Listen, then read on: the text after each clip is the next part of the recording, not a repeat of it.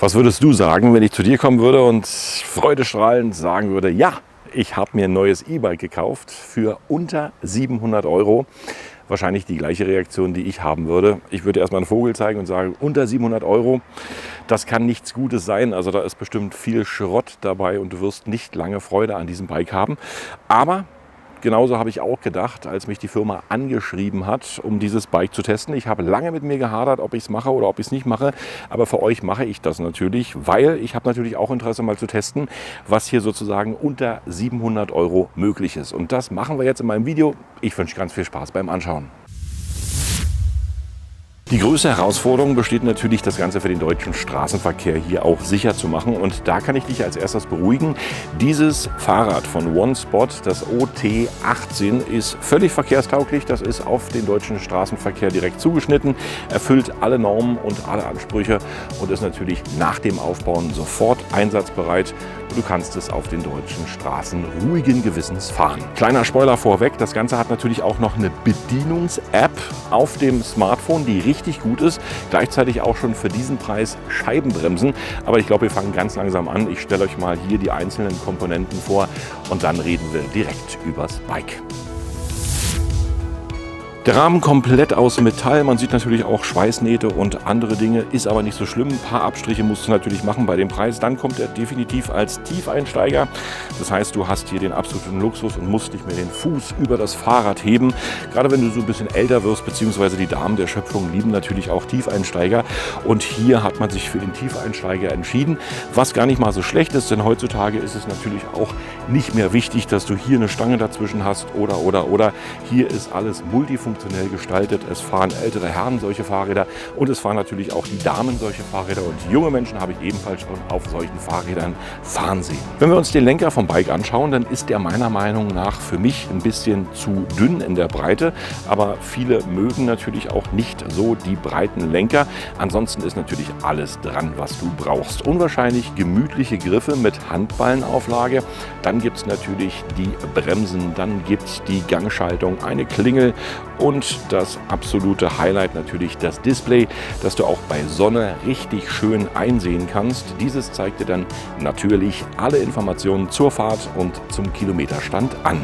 Die Schutzbleche, die sind aus Metall und bieten dir natürlich ausreichend Sicherheit gegen Nässe und Schmutz. Und wie schon erwähnt, kommt das OneSpot mit 160 mm großen mechanischen Scheibenbremsen mit Motorunterbrechung beim Bremsvorgang, was wirklich für dieses Preis-Leistungs-Verhältnis nicht alltäglich ist. Denn ich habe schon Räder gesehen, die hier noch mit Felgenbremsen ausgestattet sind. Wenn du diese nach dem Zusammenbau dann noch etwas nachstellst und justierst, dann bietet sie dir eine ausreichende Bremsleistung. Die Shimano Tourney TZ 7-Gang-Schaltung erfüllt natürlich auch soweit alle Ansprüche, um dich auch an kleinen Bergen bzw. Hügeln nicht alt aussehen zu lassen. Und sie schaltete sich in meinem Test wirklich butterweich. Es gab keine Aussetzer oder Ruckler, wie bei manchen Schaltvorgängen, die ich hier schon erlebt habe. Sie ist natürlich nicht die teuerste, aber trotzdem kannst du sie souverän und zuverlässig ganz einfach vom Lenker gut bedienen und sie ist ebenfalls ganz gut mit dem Motor abgestimmt, sodass du hier die Schaltvorgänge mit dem Motorantrieb ideal nutzen kannst. Wo es natürlich ein großes Plus gibt, ist bei der Beleuchtung, die hier verbaut ist. Man gibt hier vorn ein helles LED-Licht mit Reflektor und hinten ist die Rückleuchte mit Flächenreflektor sehr gut zu sehen und bringt mehr Sicherheit auch in das Gesehenwerden. Was noch wichtig zu erwähnen ist, beide Leuchten sind im Stromkreis integriert, sodass du hier nichts extra aufladen musst, was ich absolut gut finde, denn das gibt es leider nicht bei jedem Bike. Apropos Sicherheit, die 2,35 breiten 26 Zoll Reifen bieten dir hier wirklich ein gutes Straßenprofil, womit du auch mal ins urbane Gelände ausweichen kannst.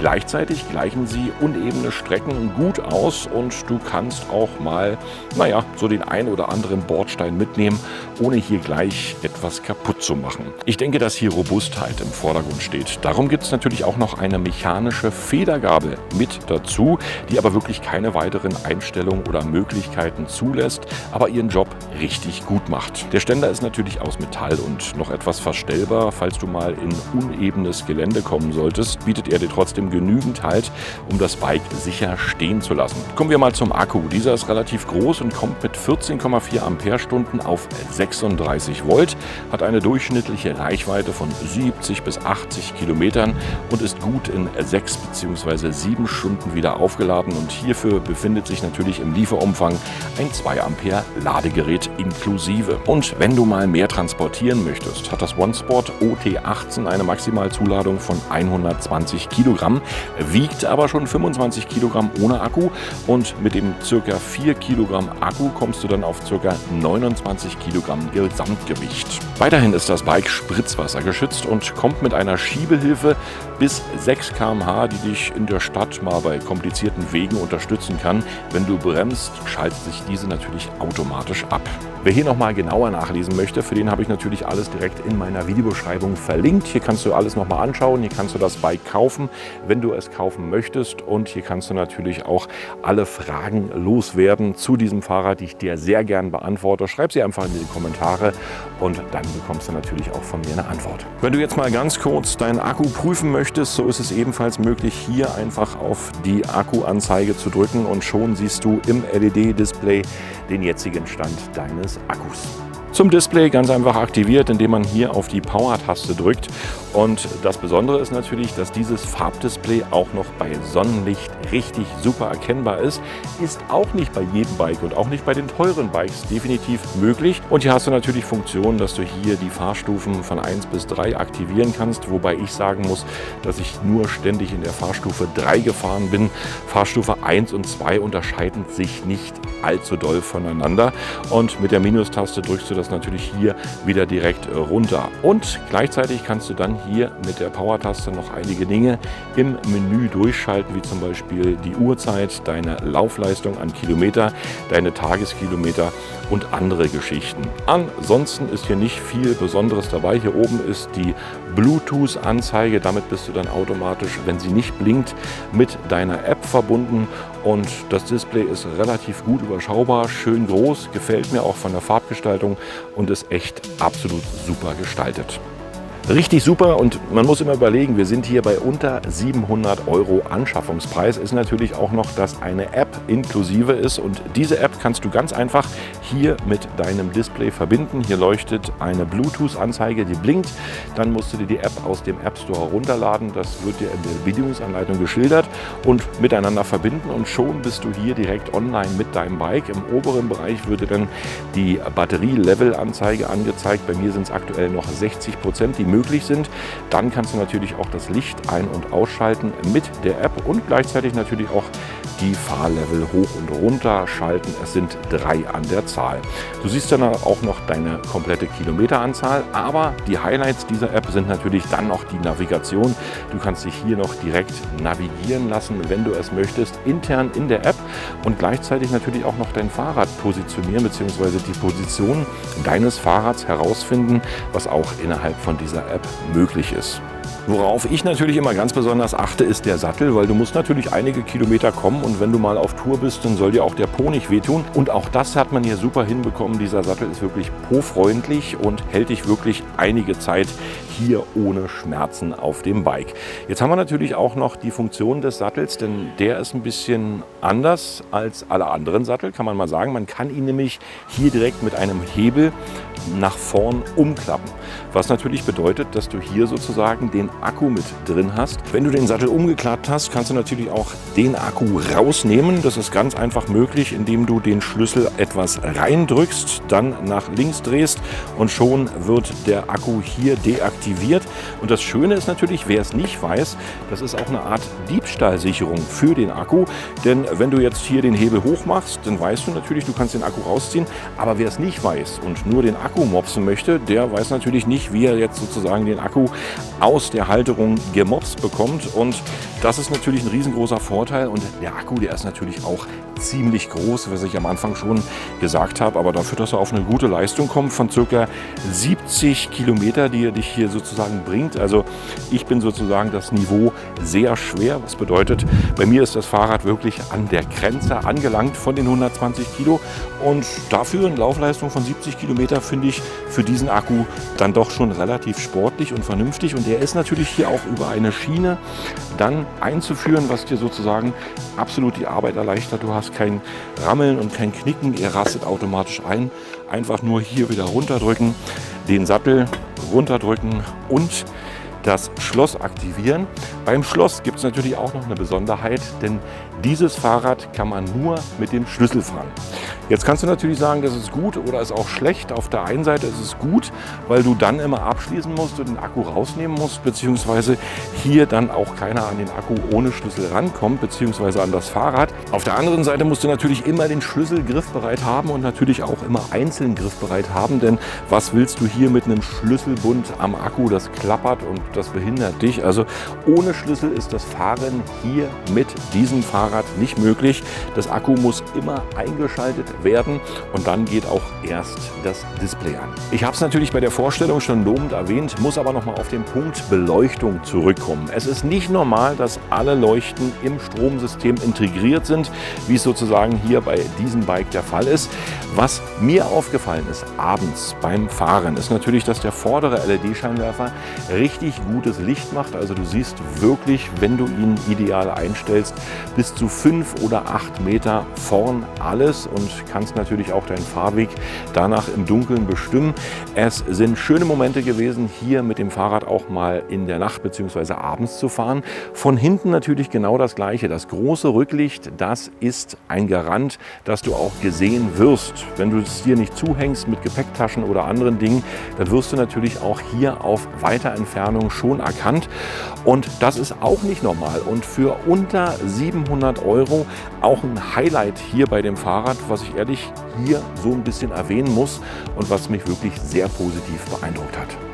Wichtig ist natürlich auch zu erwähnen, gerade für uns Deutsche, hier gibt es einen richtig guten Kundenservice. Wenn du jetzt mal schon in die Bewertung schaust auf der Website, dann siehst du natürlich schon einige positive Meinungen und das kann ich wirklich auch nachvollziehen. Und gleichzeitig ist es natürlich auch so, dass du hier einen Support bekommst, dass du hier anrufen kannst. Allerdings ist die Website auf Englisch, die Bedienungsanleitung ist natürlich direkt auf der Website vorhanden. Die kannst du dir dann direkt runterladen, wenn du sie nochmal brauchen solltest.